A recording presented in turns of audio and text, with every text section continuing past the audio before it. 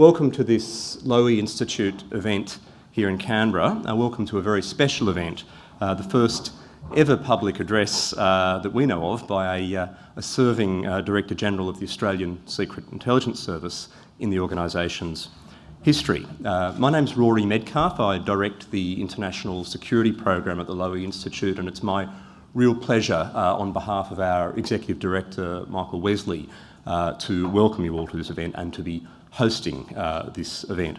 I must say, I don't think we've ever seen such a rapid and overwhelming response to an invitation to any of our events in our slightly shorter history. Now, if ASIS recruitment is any reflection of that, then I think it's an organisation that's going to have no shortage of talent well into the future. So ASIS at 60 is I guess the opening theme of today's presentation by Nick Warner, the Director General of ASIS, and I've now named a serving ASIS officer. Look, I think from a national interest point of view, it certainly is high time that a speech like this was delivered. We're very proud to host it in that sense. The Lowy Institute values deeply its relationship with the national security community in Canberra, the quality of analysis and information gathering that this community represents. And I guess for us this event fills a special gap too as well. Now, Nick Warner will be providing an insight into an organisation that is by its nature secret, and I think we're especially grateful that he's taken the time to make this presentation this week. A defining characteristic about intelligence services, certainly intelligence gathering services, is that we tend only to hear about them when things go wrong. So this is a refreshing change from that point of view. If you're expecting cloaks, daggers and an expose of the very deepest secrets of the nation, I suspect you'll be disappointed. Our speaker today is one of Australia's most accomplished and experienced senior officials in intelligence, in foreign policy, in defence, and I think his deep prudence and common sense are among the credentials that have cemented that reputation. A few words about Nick Warner before he begins. He was appointed as the Director General of ASIS in 2009. Before that, he was, of course, Secretary of the Department of Defence for 3 years. He's held a number of other senior positions in the Australian Public Service, senior advisor to the Prime Minister, many positions in foreign affairs and trade, both in Australia and overseas, including High Commissioner to Papua New Guinea, Ambassador to Iran, and of course Special Coordinator to the mission Ramsey, the Regional Assistance Mission to the Solomon Islands. He's been awarded the Public Service Medal and more recently awarded an Officer of the Order of Australia for his services, and I think these awards speak for themselves. So it's my pleasure to welcome Nick Warner, and I'll be joining you a little later on to build a conversation around the themes that Mr. Warner presents today. Please, Nick.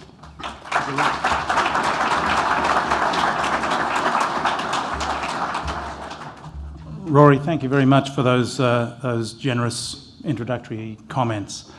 I'm going to start with an apology because there might be a bit of coughing and spluttering during this presentation. The way things have worked out, I'm the spy that came in with the cold. That could be the only laugh of the afternoon. Conceived in secrecy, the Australian Secret Intelligence Service, unsurprisingly, spent the past 60 years operating in carefully cultivated shadows. Over that time, no Director General of ASIS has, until today, made a public address concerning the role or nature of the organisation. Some of you will know the story of our beginning.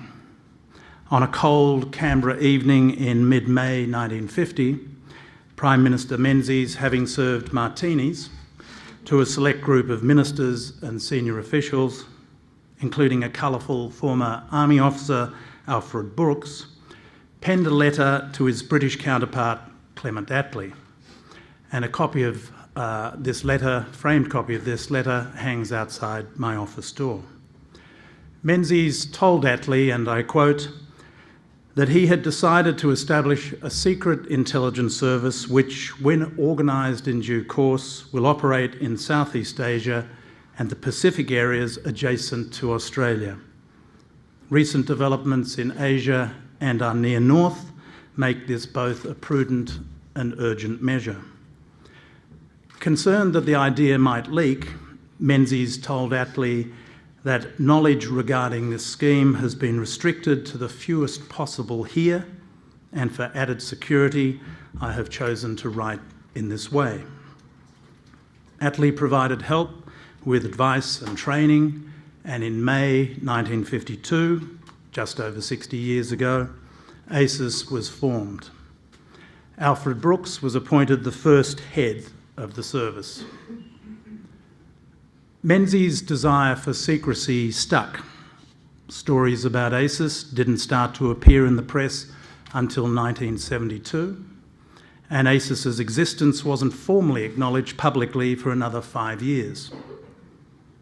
For the first couple of decades of its existence, ASIS, small and Melbourne-based, was actually known to very few in the Canberra bureaucracy. In the 1960s, some departments had only 1 or 2 officers briefed on the existence of ASIS.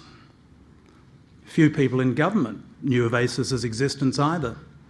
In 1960, almost a decade after the organisation's formation, Menzies, backed by his Defence Minister, decided that the then Minister for the Navy, John Gorton, had no need for a formal brief about ASIS, even though the service was about to occupy a Navy facility. Gordon eventually got his briefing when he became Prime Minister, but he in turn is said to have refused to allow opposition leader Gough Whitlam to be briefed, as apparently did McMahon when he succeeded Gorton. There have been a few times over the past 60 years when knowledge regarding the scheme, that is, of ASIS and its operations, has received widespread publicity in the Australian media. And mostly this has been when things have gone wrong for one reason or another, sometimes the fault of ASIS and sometimes not. In 1972, Prime Minister McMahon somehow found himself referring to ASIS's code name, MO9, in a TV interview. There was the sacking of one of my predecessors, Bill Robertson, in 1975, and publicity in 1977 about operations in Chile undertaken on behalf of our allies. And some of you may remember the inconceived and bungled training exercise at the Sheraton Hotel in Melbourne in 1983. So, why have I decided today, after 60 years, to shed some light on ASIS's functions and contribution to the national interest? What's changed? The fact is, ASIS remains, at its heart, a foreign intelligence collection agency reliant on human sources. Its business always has and always will centre on human interaction, regardless of wider geopolitical or strategic influences. Yet our world has utterly changed since ASIS was set up 60 years ago. Britain's empire has disappeared. The Cold War divide ended more than 2 decades ago, and a renaissance East Asia, led by China, is now the prime engine of a truly global economy encompassing 7 billion people, nearly 3 times the world population at the time of ASIS's inception. The growth of new threats to Australia's national security in recent years has redefined and broadened the range of intelligence requirements. From a small, essentially regional body focused on the Cold War, ASIS has evolved into a larger, geographically dispersed organisation, helping to safeguard and advance national interest on a broad front. Over the past decade, the changes have been particularly dramatic. The challenges of helping to prevent terrorist attacks and providing the intelligence edge to Australian soldiers in the field have impacted greatly on ASIS. Our work has gained a new urgency and importance. Undertaking supporting operations that achieve a direct outcome, as distinct from our more traditional information gathering operations, is now of increasing importance. ASIS has needed to increase its operational capacity and to be more innovative, creative and flexible. We are now more integrated in our approach than ever before, working very closely with organisations like ASIO, AFP and DSD. Operational and corporate collaboration is close and is getting closer. A consequence of that need for an integrated effort has been enhanced accountability arrangements, which in turn have resulted in wider public awareness of the nature and scale of intelligence activities.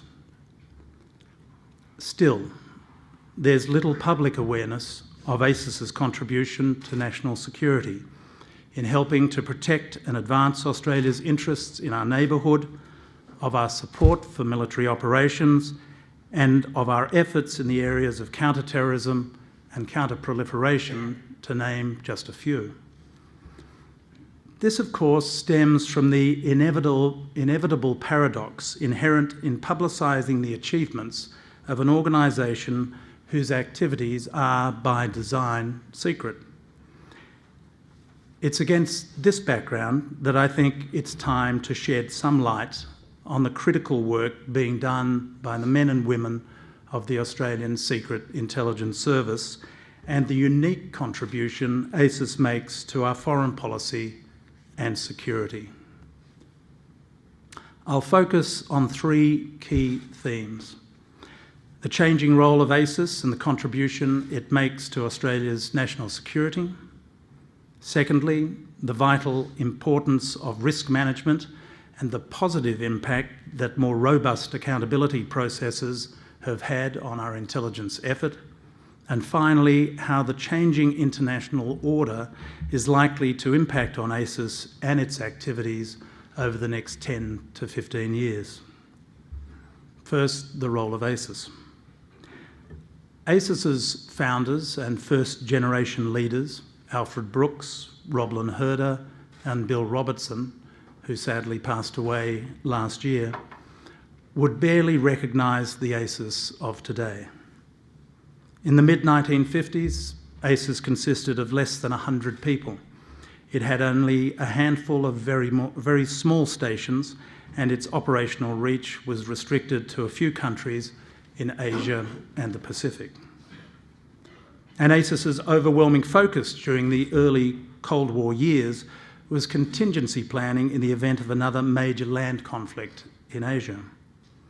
But its core mission then focused on the collection and distribution of foreign intelligence on those who might seek to undermine Australia's national interests remains essentially the same today, notwithstanding our vastly different circumstances.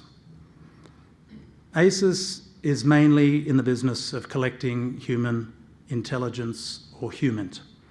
That is covert foreign intelligence obtained largely through intelligence officers managing a network of agents working overseas.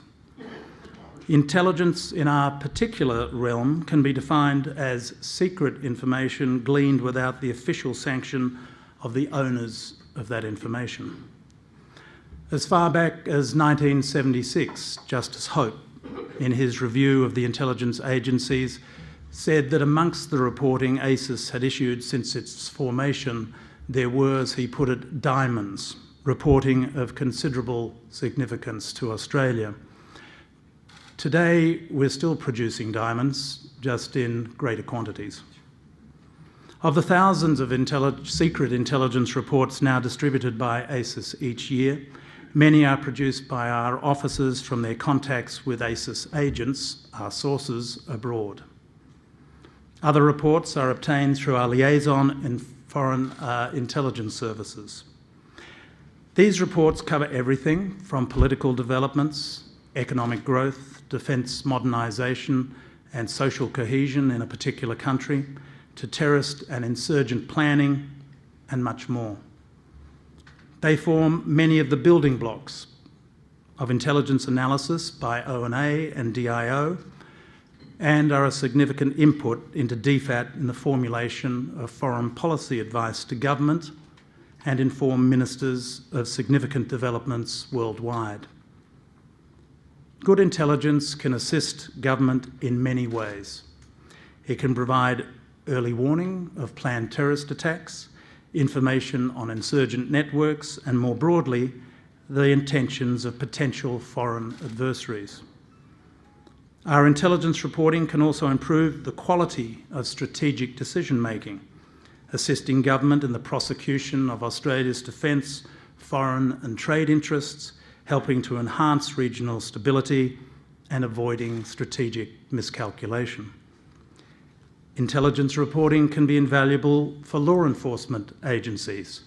It can also be vital for Australia's military, helping our special forces and other units achieve tactical success as well as protecting our troops.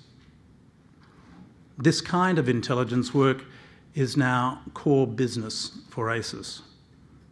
Intelligence can also become an active tool for disrupting the plans of others, including in areas such as cybersecurity and people smuggling.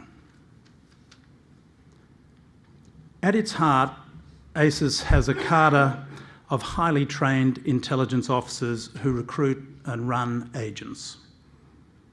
Our intelligence officers are supported by specialist officers who bring critical skills in operational analysis and reporting, technical capabilities, training, and diverse range of corporate services. Most observers of the espionage game assume that gains come from putting more people on the front line to recruit sources. As important as that is, the complexities and significant risk of the business demand a substantial amount of support in the engine room, behind the scenes.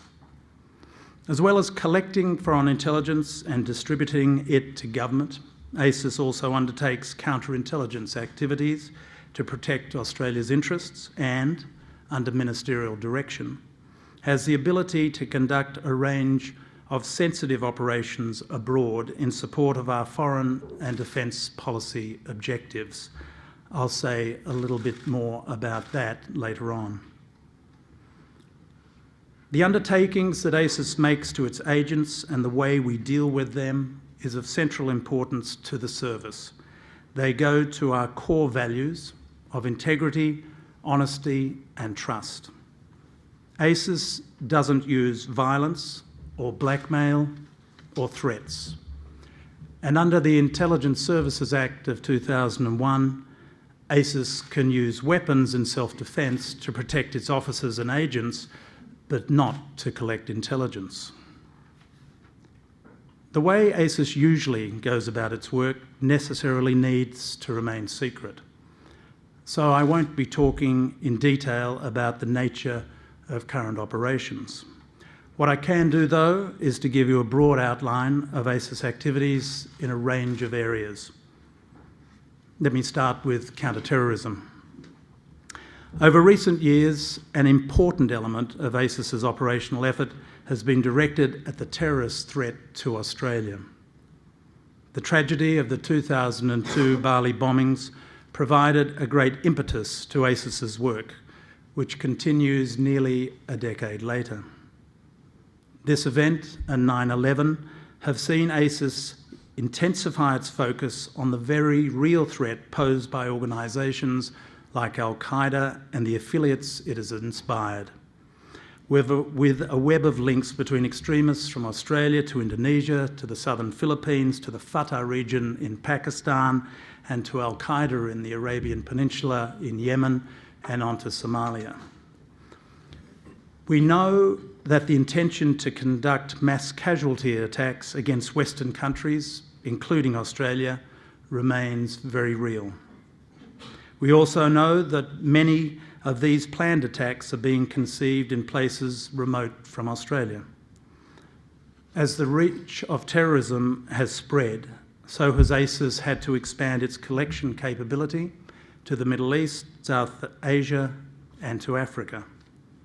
We have for many years been involved in counter-terrorism capacity building with a range of intelligence partners to assist them to develop the professional and operations skills needed to tackle the terrorist threat.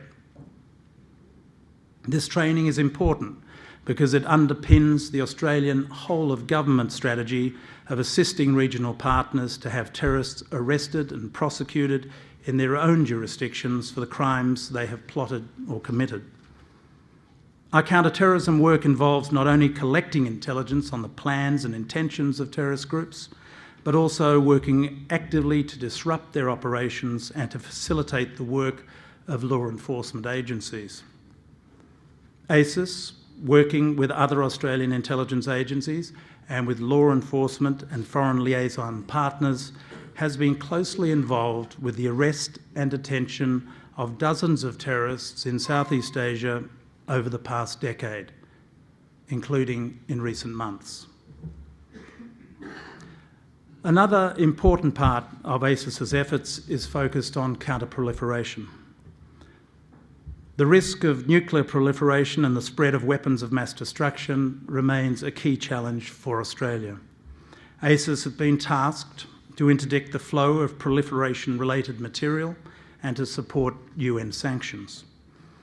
We work actively against companies overseas who attempt to trade in illicit and embargoed goods. This is a challenging target which requires a concerted effort by like-minded countries. When countries choose to ignore or contravene UN efforts to control proliferation, or to act against the letter and spirit of UN Security Council resolutions, there is a role for secret intelligence to expose these activities and to assist international efforts to disrupt the trade in WMD. The threat posed by terrorist groups who might seek to acquire WMD is the ultimate nightmare for security planners and, of course, a prime concern for us and all in the Australian intelligence community. Where terrorism intersects with counter-proliferation, there is a key but very challenging role for ASIS. Starting with the Iraq War, support for the Australian Defence Force in military combat operations has become an important task for ASIS. We have a major commitment in Afghanistan, and this will remain as long as the ADF is deployed there. Our work in support of the ADF ranges from force protection reporting at the tactical level through to strategic level reporting on the Taliban leadership. ASIS reporting has been instrumental in saving the lives of Australian soldiers and civilians, including kidnap victims, and in enabling operations conducted by Australian Special Forces. The ASIS personnel deployed with the ADF have developed strong bonds, and it's difficult to see a situation in future where the ADF would deploy without ASIS alongside.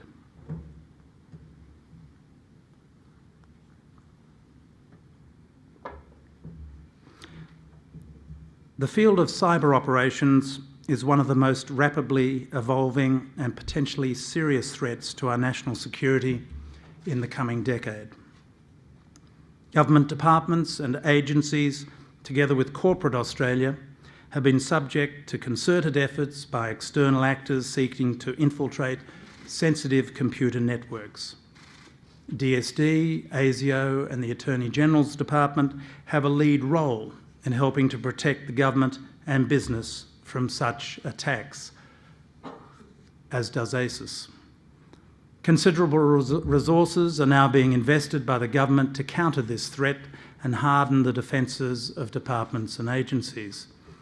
So far as ASIS is concerned, HUMINT has a role in identifying the source of these threats and revealing the underlying intentions of those probing our cyber realm. This will become an increasingly important part of ASIS's work in the years ahead. ASIS also has a role in efforts to counter the activities of people smuggling networks attempting to deliver people to Australia. ASIS has contributed intelligence and expertise, leading to many significant and unheralded successes in recent years, which have disrupted people smuggling syndicates and their operations. ASIS provides unique enabling intelligence for exploitation by the AFP and other law enforcement agencies.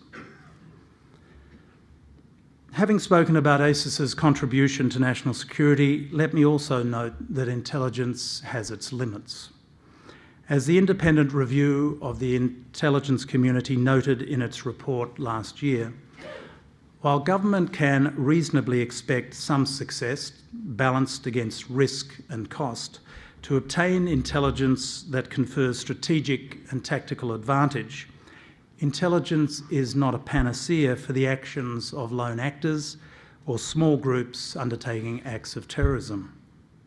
Likewise, the review noted that intelligence can't always predict major discontinuities and events, especially in closed societies, such as political and social change occurring at the end of the Cold War, or more recently, during the Arab Spring. And human, by its nature, is an imperfect art. Let me now turn to ASIS's foreign liaison relationships. The independent review of the intelligence community judged the close relations between the 6 Australian intelligence community agencies and their international partners, especially long-standing allies, had provided an enormous dividend and was a huge multiplier to the capabilities and effectiveness of our intelligence agencies. Australia's national security now depends on a network of international intelligence partnerships that extends well beyond our traditional allies, the US, Britain, Canada and New Zealand, whose contribution remains of critical importance, particularly that of our major ally, the United States. ASIS now liaises with over 170 different foreign intelligence services in almost 70 countries, where many close partnerships and vital links exist with agencies in North and South Asia, ASEAN, Europe and the Middle East. Let me now go to risk and accountability. A core part of ASIS business is risk management. Our work is inherently risky because we're asked to do things other arms of government cannot do. We have to manage risk across the whole range of our activity, from keeping our own staff and agents safe to ensuring the integrity of our operational work and the validation of our sources. A key element of risk management is our ability to remain secret and to operate in secrecy. In this, the protection of our agents is of critical importance. Agents won't work for the service unless they trust that we can protect them, and this goes to the methods we use to recruit and to contact them. ASIS understands the requirement for a very strong risk management framework, and this is something that is central to the way we work. It draws on lessons learned and is guided by the legal framework under which ASIS operates. Our approach to managing risk is assisted by strong external oversight mechanisms, including, of course, close consultation with government. The 2001 Intelligence Services Act, for the first time, put ASIS on a statutory footing. The Act laid down the legislative basis for ASIS's work and provided a strong accountability framework to ensure that we operate in a lawful and an ethical manner. Our broad intelligence gathering priorities are set by Cabinet's National Security Committee. Approval for ASIS operations is given by the Foreign Minister under a set of rigorously enforced procedures and guidelines. There is also scrutiny of our finances and administration by Parliament through the Parliamentary Joint Committee on Intelligence and Security. The Inspector General of Intelligence and Security provides independent scrutiny of ASIS operations with the powers of a Royal Commission. O&A regularly reviews the quality of our product, and the Australian National Audit Office scrutinises the ASIS budget on an annual basis. Australians expect the actions of their intelligence agencies to be accountable, and that ASIS act with propriety and in accordance with Australian law. I can assure you ASIS is an agency with the highest level of accountability and external oversight. A few words now before I end on what I see as the challenges ahead. When Philip Flood produced his landmark review of Australia's intelligence agencies in 2004, he reported that ASIS was going through perhaps the most substantial transition in its history, in line with the changing security environment and as its role expanded and diversified. That transition from a small agency whose role was focused almost entirely on the collection of secret foreign intelligence to a fully fledged intelligence service with wide reach was completed successfully under my predecessor, David Irvine. Since the Flood Review, ASIS has grown in size, capability, skill, and in its positive contribution to Australian interests. From my almost 3 years in ASIS, I can tell you its officers are highly skilled, exceptionally professional in their operational tradecraft, and with a deep understanding of the issues they work on.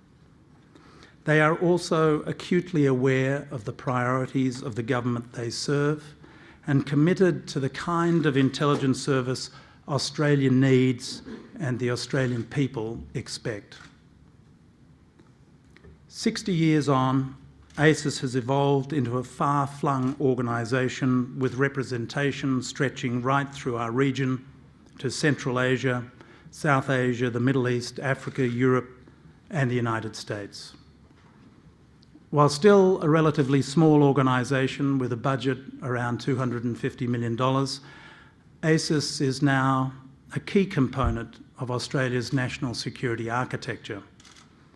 It makes a significant, I would argue disproportionate, contribution to Australia's security across a diverse spectrum. Over the next 10 to 15 years, as Australia continues to grow and change, and the threats and challenges facing us evolve, ASIS will need to continue to adapt. ASIS's operational sphere will become more challenging, volatile and dangerous than at any time since the service's formation. Australia's strategic geography will dictate a requirement for high-quality, independent intelligence in the face of a much more dynamic international environment. Some of the societies and countries ASIS focuses on will be less stable as a result of demographic trends, pervasive corruption, and endemically weak government.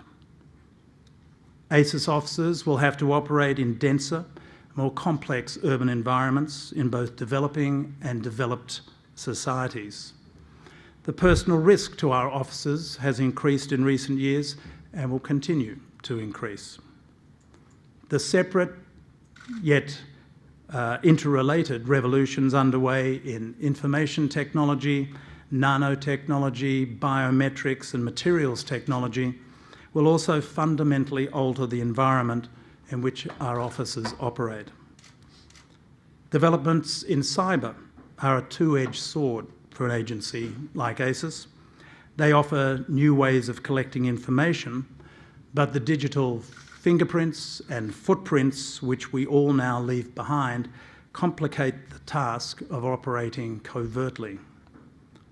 Global competition for resources, not only for countries in North Asia, will become more acute as populations grow. Competitive tensions across regions will generate an increased demand for human and other intelligence reporting. Terrorist groups will have increasing opportunities to get their hands on WMD-related material. This will be a major concern for us and our partners, and HUMANT will have a vital role in monitoring and disrupting the efforts of terrorists trying to obtain WMD. All this underlines the fact that ASIS is at a pivotal point in its development. Our history, and in particular the impressive growth of the past decade, provide a strong foundation on which to build. But more needs to be done if ASIS is to deal effectively with the new and significant challenges we will face in the future. A program of reform, restructure and revitalisation is now underway in ASIS to enhance the skills we will need to operate effectively in a shifting, globally networked world. Our biggest asset is our people. We need to focus on building a strong cadre of intelligence officers and specialist officers to enhance our operational structure. About 40 years ago, after I left university as a long-haired and scruffy youth, I went to an interview at Victoria Barracks in Melbourne in an effort to join ASIS. It wasn't much of a process, and I wasn't much of a candidate. I sat in a small office and chatted for an hour or so with an elderly, bespectacled man, probably younger than I am now. I clearly didn't impress him. I didn't make the grade and then went off on a rather more eclectic career. Now, as Director General, life can sometimes work in mysterious and satisfying ways. I've been gratified to find that ASIS continues to be as hard-headed and clear-sighted in its selection decisions. I've also been gratified to find that our selection processes are now rather more comprehensive and sophisticated. Those who join ASIS are amongst the best young men and women Australia produces. And I might just note that 45% of the ASIS workforce is women. ASIS offers unique challenges and a rewarding career for those who have a vital interest in Australia's future. Its staff are first class.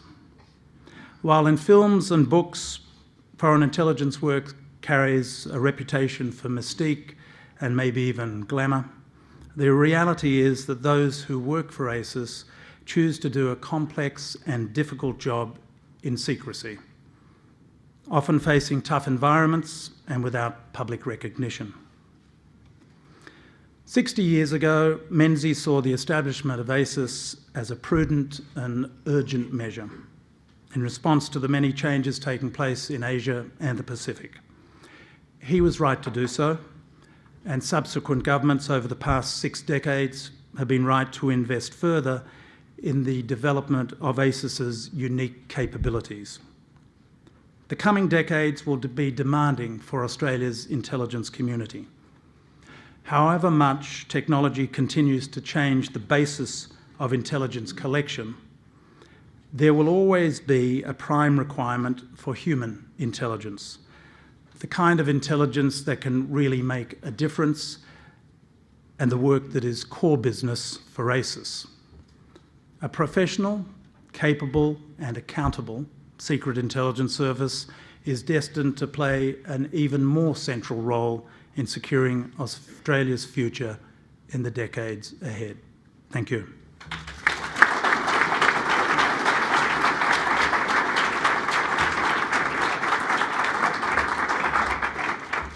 Look, thank you very much, Nick. I think you've touched on a few of the more interesting issues or delicate issues that someone in my position was probably going to refer to. I'm not going to have to mention the Sheraton Hotel, thank goodness. And as for the challenge of ASIS keeping up with the times, I think you've touched on that as well. I'm just going to introduce a few areas that I think we could, in the remaining sort of 10 or 15 minutes, build a conversation around while the Director General gets wired up here.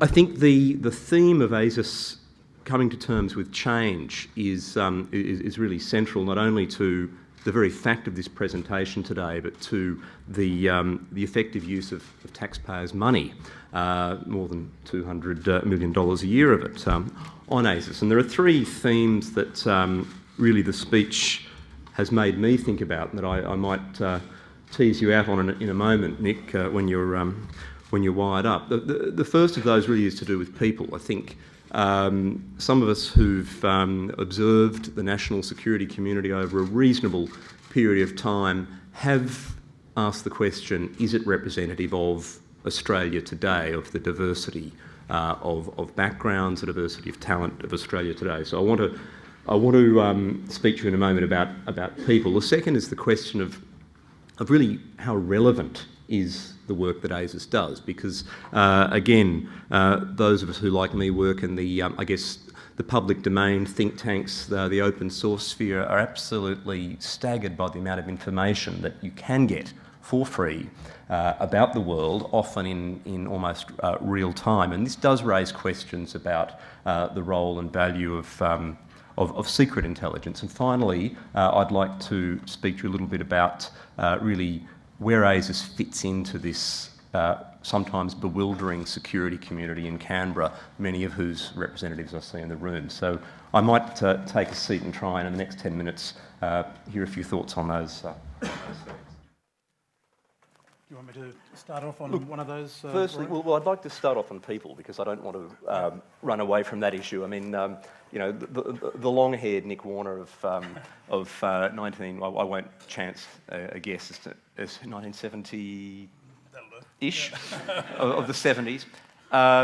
You know, there are a lot more colourful and interesting people in Australian society today, dare I say, and I guess how representative, you know, hand on heart, how representative is ASIS of the multi-ethnic, multi-talented Australia of today? Yeah. Okay. Well, it's a good question, and I think it's a good answer actually too. It's a surprising workforce in ASIS, surprising in its age, and I think surprising in its diversity as well. In respect of age, something like 65% fall within the age bracket of 25 to 45. So I think we're a young workforce in comparison, at least with the public rest of the public service. Slightly younger than this room, actually. Secondly, in respect of ethnic diversity,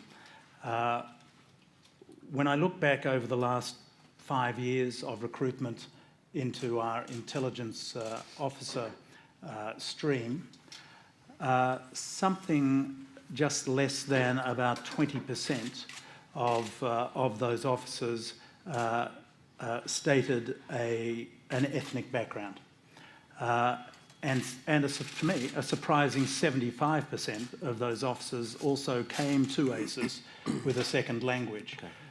So I think, are we representative of Australian society? Well, in a broad sense, yes. Increasingly, yes. Do I want to see more of that in future? Sure, of course I do. But we're actually not having difficulty recruiting the sort of people we need. And the sort of people we need are those with young people, with ability, with good communication skills, whether oral or in writing, with energy and drive, people who are resilient, with good interpersonal skills, and people really who are not looking to make who are happy to make a contribution in the quiet of a secret organisation like ASIS. We can do better, but we're doing extremely well. Just, I mean, it starts off as a young person's game, but of course it strikes me that a lot of the young generation, I'm sounding a bit like a little bit old here now, but you know, there's a strong desire for public recognition among young people today. I mean, it's the Facebook generation, you know. That's not a problem for. I mean, that's a manageable problem for the profile that you seek, the quality that you seek? Well, let's see what happens as the years roll on. At this stage, I'd say no, it's not a problem. Yeah. I think if we have an issue, it's been getting the ASIS brand name out there. Yeah. Understandably, there hasn't been a brand name.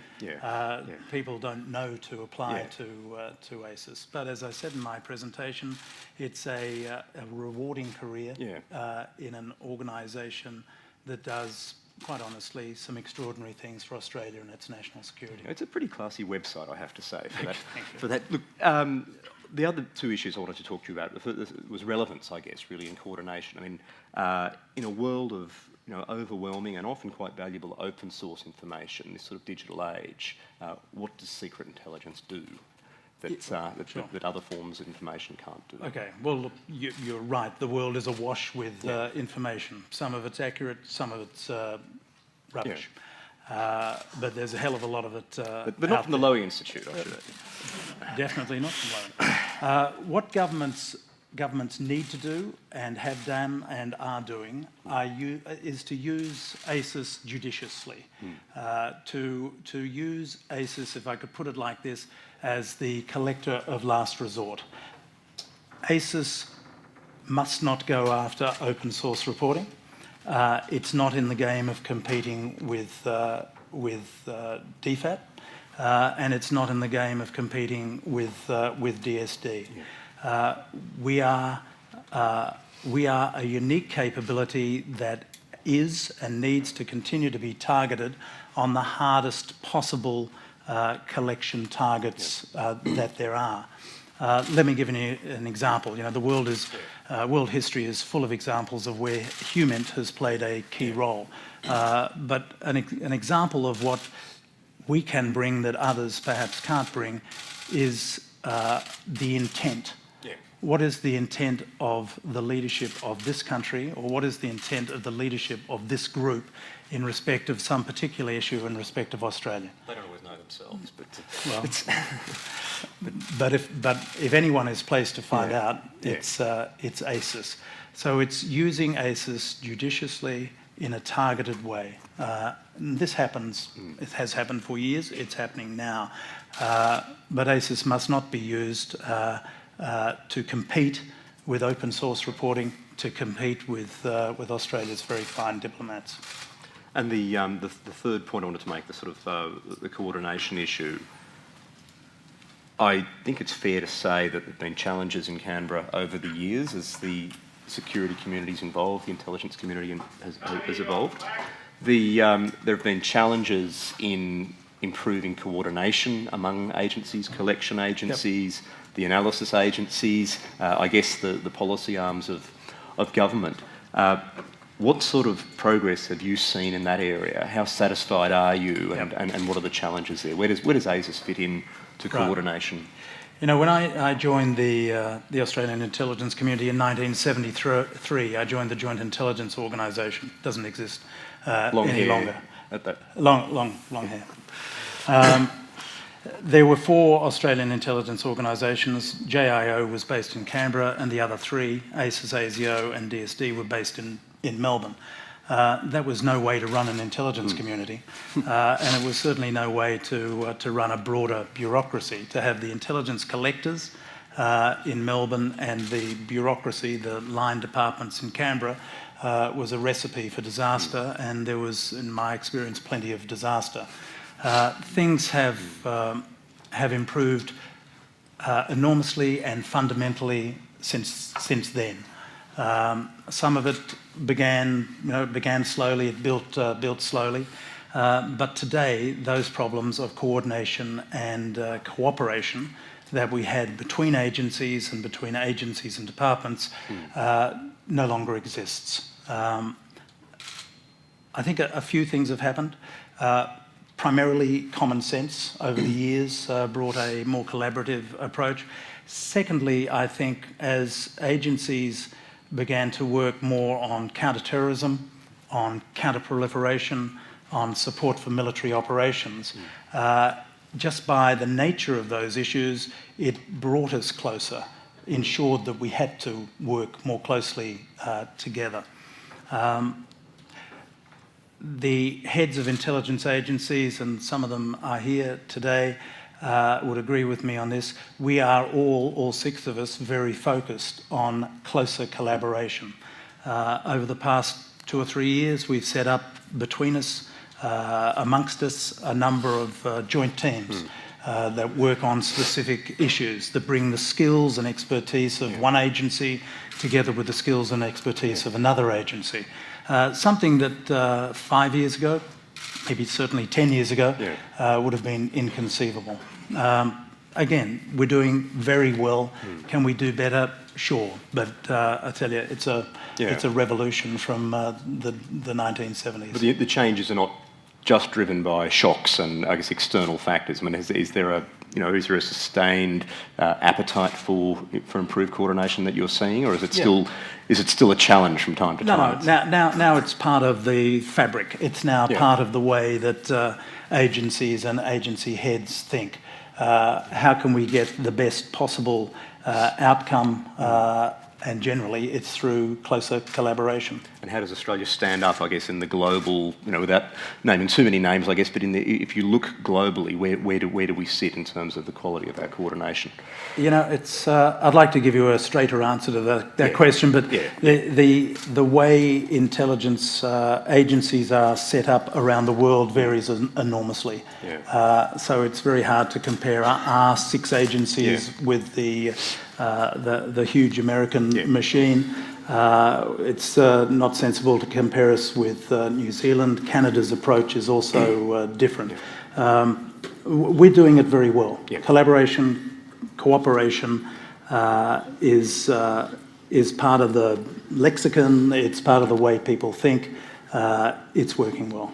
Thanks, Nick. I'll leave the sort of interrogation there. You've covered the people, relevance, and coordination, which for me are, I think, 3 of the the deep challenges for an organisation like ASIS. Look, I think on behalf of all of us, I think you've provided a really valuable service with the presentation today. I think I've certainly learned a lot. I think it's been useful, it's been illuminating at times, and it's been, I guess, tantalising at other times. And that's the way it has to be. I'm really pleased also to hear the tribute you've paid to the people who work for ASIS, because, as you've said, a lack of individual public recognition is naturally one of the challenges that they have to deal with in that job. It sounds to me like the kind of organisation that we'd certainly miss if it wasn't there.